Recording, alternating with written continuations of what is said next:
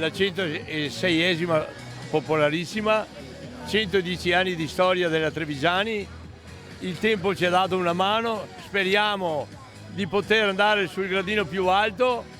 E viva il ciclismo e viva la Trevigiani! Il presidente della Trevigiani, Renato Barzi, ha appena dato il via, insieme al sindaco Mario Conte, da Porta San Tommaso, alla 106esima edizione della Popolarissima, un serpentone di 150 corridori impegnati in un circuito cittadino che ha imposto divieti di sosta ed accesso, con più di qualche mugugno tra i commercianti. La camiceria in pescheria ha deciso addirittura di tenere chiuso, affiggendo un avviso alla porta con tanto di messaggio al comune: se non ci mettete in condizione di lavorare è dura. Ogni manifestazione porta con sé qualche disagio, bisogna trovare un punto di equilibrio tra le esigenze dei commercianti, dei residenti, dei turisti e di coloro che vogliono vivere la città all'insegna dello sport, e questo punto di equilibrio lo si trova dialogando e non certo protestando o appendendo cartelli e tenendo chiuse le proprie attività.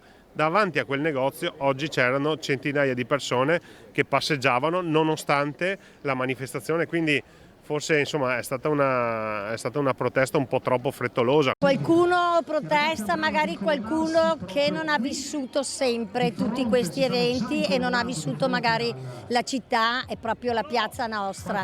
Però poi quando vedono la gente, l'ammasso, la passione, l'entusiasmo, la grinta che ci mettono i protagonisti che sono i corridori, questo poi si dimenticano, perché sono eventi che portano molto bene alla città. Di attività commerciali vittime di poca comunicazione e disagi parla in un post Andrea Penzo Aiello, già presidente di Veneto Imprese Unite e in lista alle comunali per il terzo polo. Capisco i disagi, però capisco anche che manifestazioni come queste sono importanti per far conoscere la nostra città.